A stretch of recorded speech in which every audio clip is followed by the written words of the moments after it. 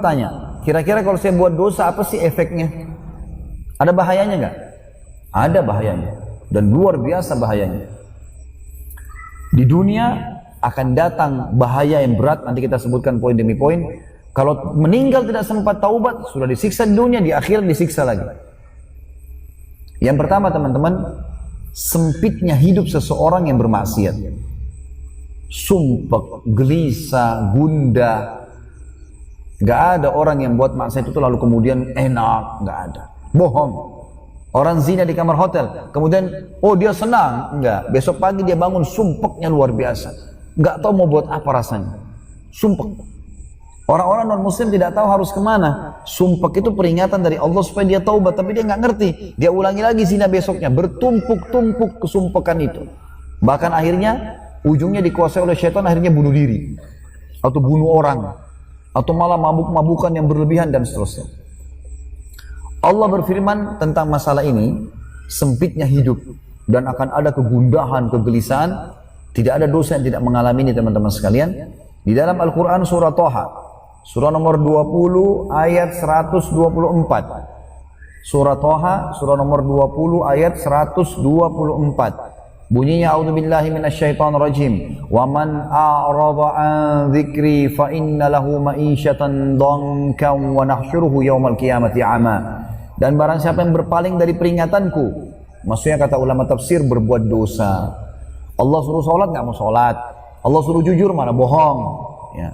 Dia berpaling dari peringatan Allah, maka sungguhnya baginya penghidupan yang sempit. Kata ulama, sumpek, sedih, permasalahan yang tidak ada ujung-ujungnya.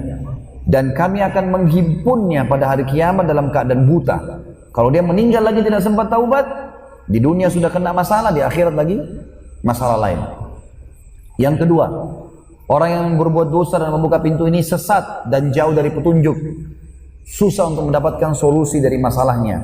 Allah sebutkan dalam surah Al-Ahzab, surah nomor 33 ayat 36.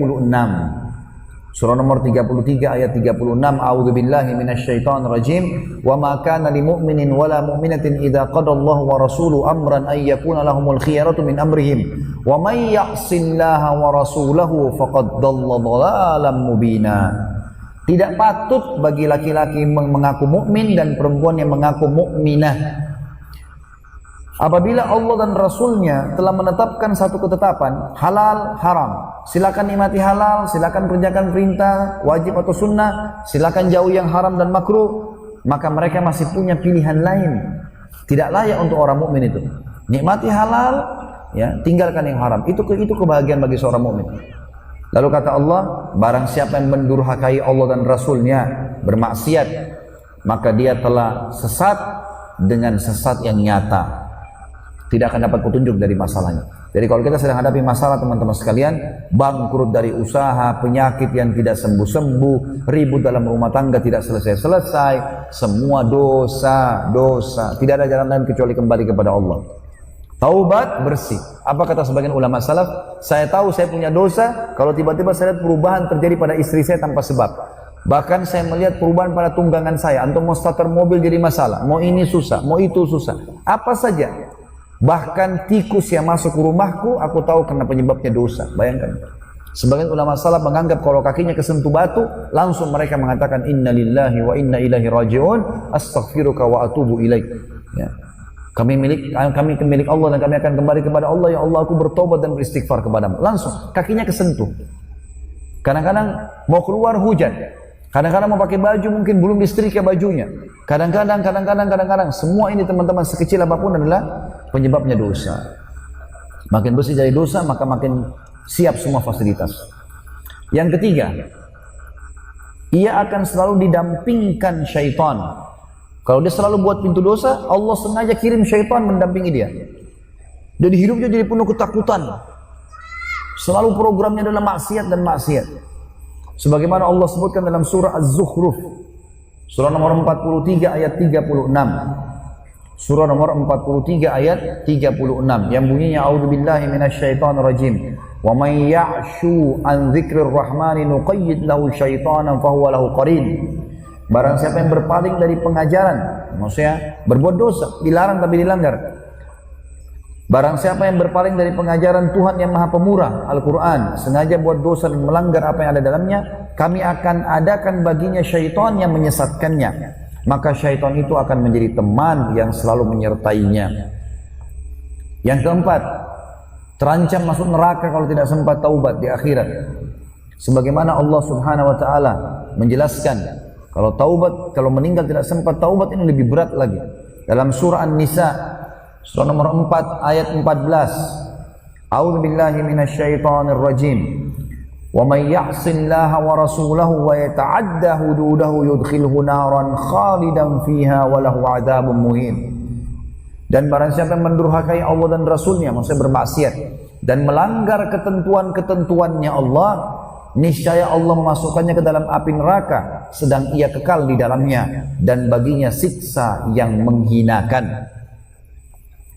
Juga dalam surah Jin, surah nomor 72 ayat 23.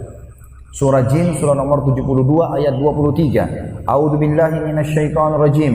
Illa balaghan minallahi wa risalatihi. Wa may ya'sillaha wa rasulahu fa inna lahu nara jahannam khalidina fiha abada. Akan tetapi aku hanya menyampaikan peringatan dari Allah, kata Nabi SAW, dan risalahnya. Dan hati-hatilah, barang siapa yang mendurhakai Allah dan Rasulnya, dilarang tetap dilakukan, sesungguhnya baginya neraka jahanam, mereka kekal di dalamnya selama-lamanya. Saya cuman karena tidak enak kalau saya mau menceritakan keadaan saya pribadi ya. Kalau pengalaman saya pribadi terlalu banyak bukti-bukti nyata, subhanallah, yang saya hadapin pribadi. Pada saat lagi terdesak dari sisi ekonomi, godaan luar biasa, ada pinjaman yang berbunga, ada yang begini, ada yang begitu, tetap saya tolak, saya komitmen.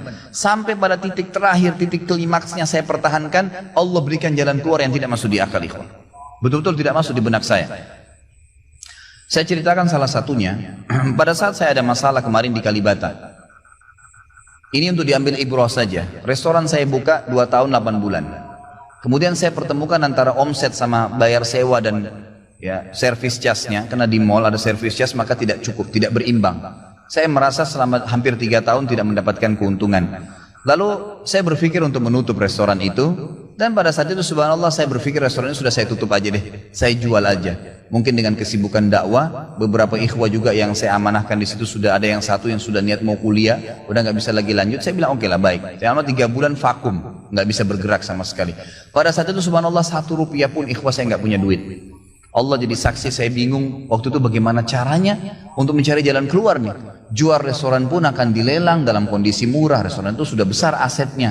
Ini gimana caranya, saya nggak punya duit. Mindahin ke tempat lain butuh uang untuk sewa, gitu kan. Membuka lagi butuh uang yang baru untuk membayar sewa yang tertunggak, gitu kan. Tidak dibongkar juga akan dibongkar paksa. Ini kalau ada waktu tentu, sampai waktu tentu, kalau tidak ini akan dibongkar paksa. Subhanallah, godaan luar biasa. Ada yang masuk, saya tidak tahu dari mana, SMS masuk ke HP saya, pinjaman dengan bunga yang ringan 250 juta sampai 750 juta terus. Dari banyak perbankan saya nggak tahu, tiba-tiba masuk, saya tidak pernah iyakan, selalu, gitu kan. Saya cuma berusaha ikhtiar, berdoa sama Allah, tawarin kepada orang kalau ada yang mau punya saham dengan saya. Subhanallah, pas titik klimaks 3 bulan kemarin, 3 bulan tutup ya sementara, dan saya sudah berpikir mau jual pun sempat saya tawarkan, belum ada yang beli. Saya tiap hari saja berdoa. Di masjid ini saya kedatangan seseorang, jemaah pengajian saya, bukan jemaah pengajian sebenarnya, dia rutin mengikuti ceramah kita ya yang diupload di YouTube, dan tinggal di Paris. Orang Indonesia, orang kita tapi tinggal di sana. Datang selama ini dia selalu kalau saya punya program gali sumur diikut. Ada program kemarin badal haji, ditipin uangnya. Selalu program sosial diikutin sama dia. Subhanallah, pada saat lagi dia bilang sama saya SMS, Ustadz saya mau ke Jakarta, saya ingin hadir pengajian Ustadz langsung. Saya bilang baiklah, kalau gitu silahkan, fadhal. Selesai pengajian kita, waktu itu selesai jam 9 malam, kurang lebih seperti jam-jam seperti ini. Lalu kemudian dia datang sebelah saya belum pernah lihat orangnya. Lalu dia salaman sama saya, dia bilang, Ustadz saya Pak John Firdaus, dia bilang sama saya gitu. Terus saya bilang, oh iya Pak, saya belum paham nih. Dia bilang, saya yang dari Paris Ustadz. Oh antum, terus salaman lah, ngobrol-ngobrol. Sampai ke mobil gitu kan. Saya sempat kasih dia beberapa buku yang biasa saya bawa di mobil. Ini akhi, mungkin antum bisa baca-baca di sana sama keluarga dan seterusnya. Sebelum berpisah, dia bilang sama saya, Ustadz saya sempat bawa teman ke Kalibata. Kok saya mau ajak makan tutup tempatnya Ustaz? Oh iya, ceritanya ada tunggakan pembayaran yang belum saya bayar dari sewanya karena tidak cukup antara omset penjualan dengan ini. Oh gitu Ustaz ya, kira-kira butuh berapa biaya? Saya bilang mungkin saya butuh sekitar 250 juta untuk memutar kembali restoran ini. Karena butuh ada tunggakan 168 dan saya harus dengan biaya operasional sekitar 250 juta. Rencananya memang saya mau buka saham kalau memang ada yang mau masuk. Dia bilang sama saya tiba-tiba, ini cuma mau berpisah di sini di depan masjid ini, dia bilang sama saya, Ustadz kalau Ustadz bilang, saya baru saja kemarin masukin anggaran dana saya 400 juta di satu perusahaan. Kalau saya tahu saya akan ikut sama Ustadz. Ya sudahlah, qadar Allah nggak apa-apa gitu kan. Tapi kalau emang Ustadz mau, saya coba pikirkan, nanti saya pertimbangkan, kira-kira berapa? Saya bilang saya akan buka saham 250 juta itu 10% dari omset antum akan ambil. Karena aset restoran sekarang 2,5 M. Baiklah, dia bilang sama saya gitu.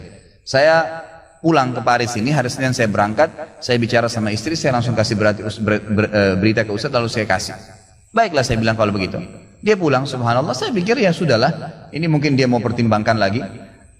Malamnya, pada malam itu juga, dia tiba-tiba SMS ke saya, dia bilang, Ustadz setelah saya musyawarah sama istri, saya akan transfer ke Ustadz dengan jumlah 250 itu, supaya bisa bergulir dan saya siap mengambil 10%-nya. Gitu kan, saya syukur kepada Allah, alhamdulillah ada jalan keluar gitu. Subhanallah saya ke Kalibata, saya bicara besoknya sama GM-nya, saya ngobrol, ini gimana jalan keluar, saya sudah ada duitnya sekarang dan mau diputar. Oh udah nggak bisa Pak Khalid, ini kan sudah 3 bulan vakum, udah nggak bisa, harus dibongkar, udah tutup, nggak bisa lagi. Kalau Pak Khalid mau pindah tempat lain silakan, atau mau buka sini kembali harus ganti nama. Baiklah, saya coba kembali kepada Allah SWT lagi berdoa, ya Allah berikan petunjuk, ada apa sebenarnya ini, bagaimana jalan keluarnya. Hati saya subhanallah cenderung untuk keluar, gitu kan. Udahlah mungkin saatnya untuk keluar dari situ, karena memang selama ini ada teman-teman saya berikan masukan juga yang sering datang, akhi di sini parkiran susah, akhi di sini kadang-kadang tidak ditahu dan seterusnya, lebih baik kalau ente keluar. Saya tiba-tiba berpikir mungkin saya keluar deh. Saya iseng aja di condet, saya mutar-mutar, coba deh saya cari ruko, mungkin ada. Dengan 250 juta daripada saya bayar ke Kalibata, mendingan saya sewa ruko, mungkin bisa sewa 2 tahun, ya, mungkin 75 juta, 100 juta per tahun, saya bisa dapat 2 tahun, lalu saya coba gulirkan lagi. Dengan izin Allah, di depan rumah, di Jalan Raya Condet itu dekat rumah orang tua saya, ada 1 ruko, 2 ruko disambung, 3 tingkat, dan ruko itu bekas travel haji umroh gitu kan, pas dipasang spanduknya disewa, dikontrakin gitu kan. Saya langsung tanya, saya telepon, setelah saya tinjau beberapa lokasi, kemudian saya tanya telepon, dia bilang boleh silakan Bapak, dan saya lihat ke dalam cocok, alhamdulillah 3 lantai itu. Kemudian saya tanya sewanya, ternyata dananya juga mencukupin gitu kan, dananya mencukupin. Lalu kemudian saya mulailah ya proses, saya bayar sewanya, kemudian saya juga proses pemindahan, dan insya Allah dalam waktu dekat akan dibuka. Tapi saya melihat dari pelajaran sini ikhwah, bahwasanya jalan keluar dari Allah itu ribuan, jutaan jalan keluarnya. Sabarin aja, nikmatin prosesnya. Setiap penawaran haram tolak, jangan pernah mau. Dengan izin Allah akan ada jalan keluar. Tidak ada. Kata Nabi SAW, man taraka syai'an lillah abdalahu khairan min. Gitu kan? Jadi tidak ada sama sekali. Subhanallah, pada saat itu saya harus bayar sewa 225 juta. Uang sisa 250 juta pada saat itu. Terus kemudian saya sempat telepon ke akhi itu lagi, ya, Pak John, semoga Allah jaga beliau. Saya sempat telepon, kemudian saya katakan, akhi, kemarin antum bilang antum sempat masukin dana 450 di 400 di Jakarta itu. Bagaimana kalau antum tarik uang itu, kalau masih bisa, kita gabungin aja, saham kan per 250 juta itu ada 10%. Antum ambil aja 30% dari semua total omset penjualan nanti, tidak usah dengan 750, dengan 650 saja, gitu kan? Dia bilang kalau itu sudah nggak bisa Ustaz, tapi memang coba saya pertimbangkan deh. Saya akan coba hubungin teman-teman di Paris ini yang sudah biasa, yang kenal antum, gitu kan? Oleh yang kenal antum mungkin mereka bisa. Baiklah, fadhal. Subhanallah, besok dia SMS lagi ke saya, Ustaz saya sudah musyawarah dengan istri, ternyata saya punya dana cukup 650, kami yang pegang semua saham itu, ditransfer uang semua ke saya. Yang tadinya saya dari 1 rupiah tidak pegang duit, masuk uang 650 juta ikhwah, tidak masuk di akal gitu. Sesuatu yang tidak masuk. Orang ini saya nggak kenal, nggak pernah ketemu, sekali ketemu di sini, dan sekarang sudah kembali ke Paris. Setiap kali saya bilang akadnya saya akan kirim, baru tadi saya kirim akadnya. Sudah nggak apa-apa Ustaz, saya percaya. Akhi ini bisnis loh, bisa untung rugi. Sudah paham Ustaz. Orang lain aja banyak bisnis dia rugiin, saya nggak takut, apalagi sama Ustaz. Sudah silahkan. Alhamdulillah. Saya melihat Allah berikan jalan keluar yang sangat dimudahkan. Yang penting nikmatin prosesnya dan yakin kepada Allah SWT. Jangan takut. Jangan takut. Dan ada banyak kisah seperti dalam hidup saya yang saya mungkin